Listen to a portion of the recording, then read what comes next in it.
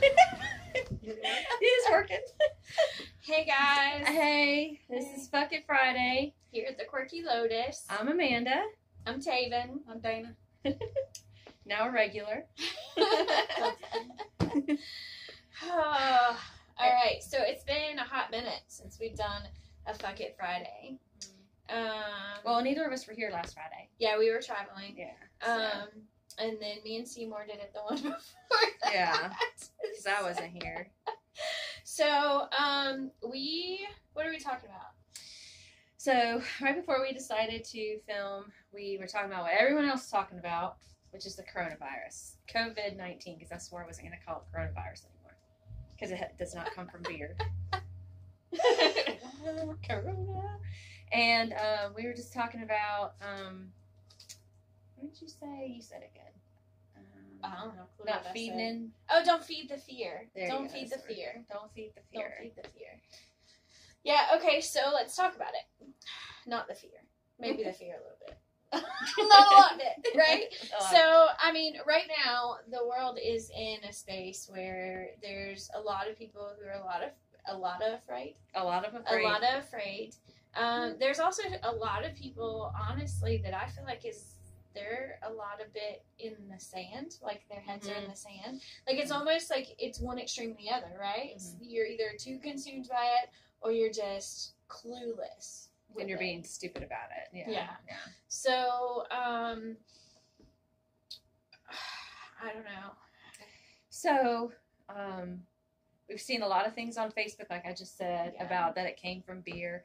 And the Corona Beer Company actually has had like a significant, like, I can't remember the exact word, but drop in sales because people are not buying Corona beer, which is absolutely so stupid. So stupid. And then go ahead, what were you going to say? Well, I forget the name of the vodka, but somebody, like, people are actually buying vodka thinking that it's going to... And the Tito's vodka, where they're gonna do the Tito's. Keith and Tito's. But they're gonna make the hand sanitizer with it or something. Yeah. Yeah, but it's really only 40% Yeah. alcohol, and you need over 60, I believe. Yes, to buy the Everclear is what Dana's saying. Or buy hand sanitizer. $1.91. Or wash your hands. Yeah. Everclear would be good. Just get you some wild turkey and just sip on that while the world is dying. apocalyptic. And stay away from the news. Yes. So stay away from the news. I don't think our intention is to make fun of it, right? Because at the core of it, people are dying, right? And there is something happening. There is an energy that's going through that's causing transitions to happen.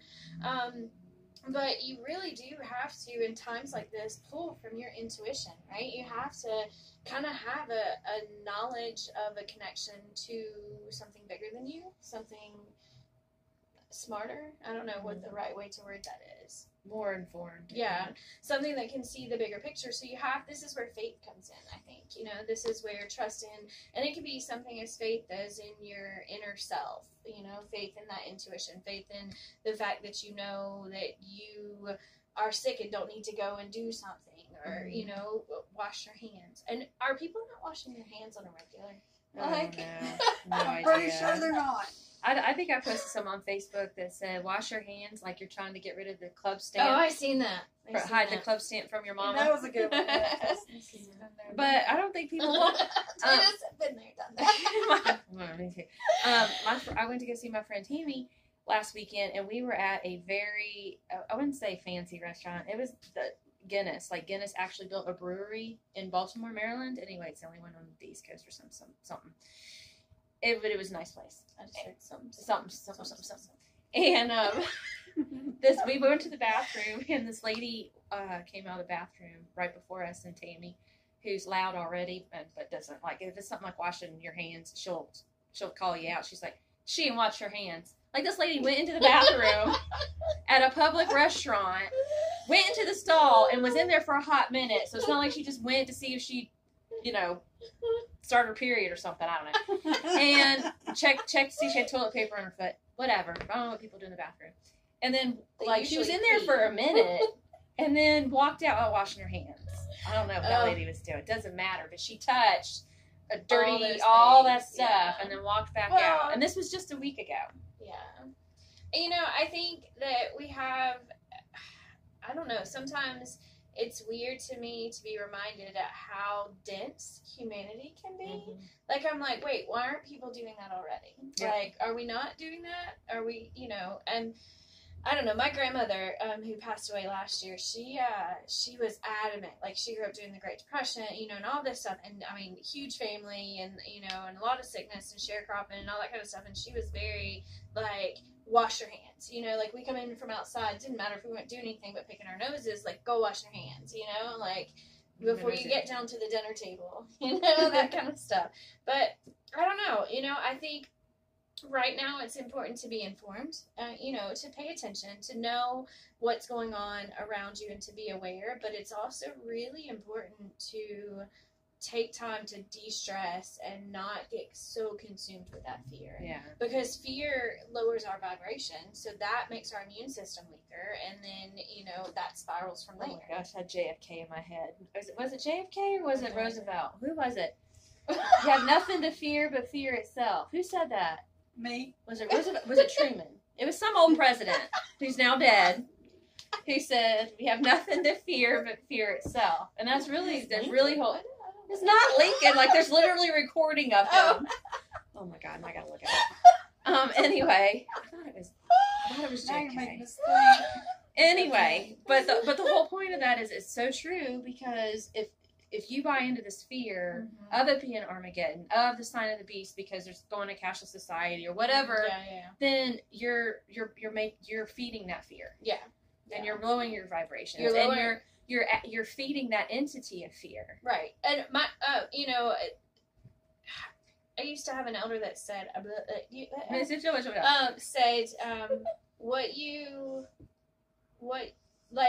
what you give a name, then it grows in power. You know what I'm trying to get to? Like, Yeah. That, but like, so we've given this, and I do think it's something to pay attention to. I do think that we need to be aware, but I also think that we move too much into fear, then we forget that, we are these divine beings that have the capability of overcoming, so much, and mind over matter, you know? And don't be so stupid about it either. Like, again, Don't go licking knobs. Like, oh my God. Like my friend Tammy, her father-in-law is in Washington State, was literally at the nursing home where those people died the day before the people died, and is still like out going to Walmart, wants to go to Washington, D.C. to visit in like a couple weeks, and it's like, now you're on the other extreme, where you think that and he's like in his 70s or 80s or something, so like you're the key person that's gonna be the outbreak market anyway. Well, but you kind of got to do that, because if you stop and let it control you, then you're not living. You're living. Yeah. No, I totally agree. But then when you go to the epicenter of where it is, and then go out everywhere else, you're spreading it. That way, stay at home if you're sick. If you've been in a place like that, stay at home, because you're putting other people's lives in danger. You're not just yourself or anyone else. You're putting everybody else in danger. So stay at home, whatever.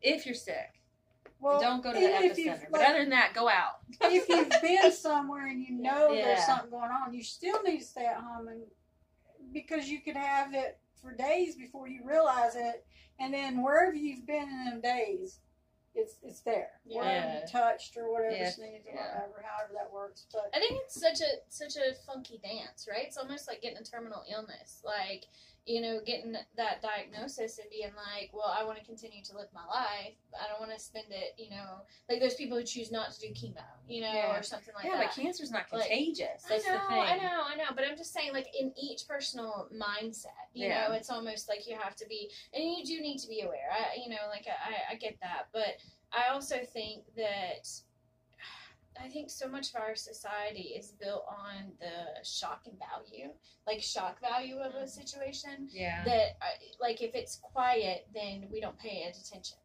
So, I don't know. Yeah. It's a fine line. It is. My tinfoil hat wearing self is like, went through a lot of tinfoil the last couple of days. You should be doing these things, though, on a daily Yes, basis. you should be washing your hands on a daily basis. But... and not sneezing in people's faces. Before you find out anything like this is going on, you should just do that anyway. I know. Yeah.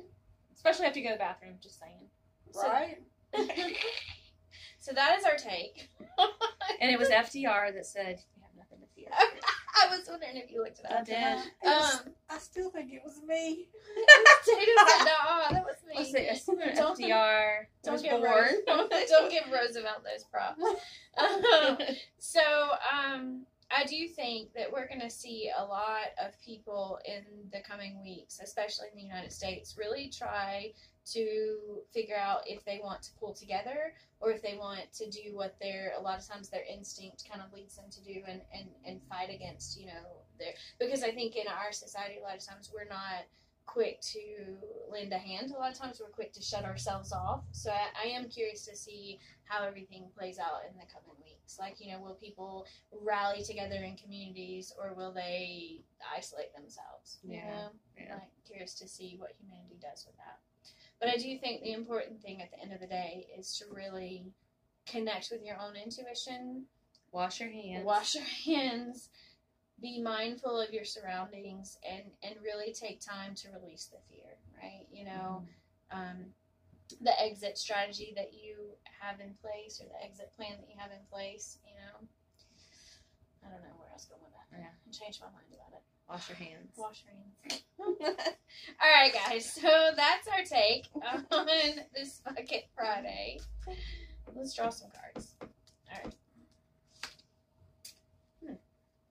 Interesting. So I got Isis. Past life. This situation involves your past life memories. That's interesting. I don't know what that means. I don't have a clue. I think I got this before, didn't I? Sarah Sarvati. Yeah. Express yourself through creative activities. Oh my goodness, who is this? Abracadabra. Abracadabra. Arakura. Blossoming. You're just getting started, so have patience with yourself and the process, and do not give up. That goes for everybody. Yeah. I think that's good. Okay, now one for the people. For the people. Freya. Yay, it's Friday. Unleash your adventurous side. Take risks and be daring. Don't put yourself in a But wash your hands. She's hiding her hands. Yeah. She's She's not touching her face, so. Oh, God. All right. Are we done? Yeah, I guess. I don't want to touch mine. You gotta go touch the button. You gotta touch Oh, the Somebody's gotta touch the We'll button. see you next week. Bye, guys. Later. We're done.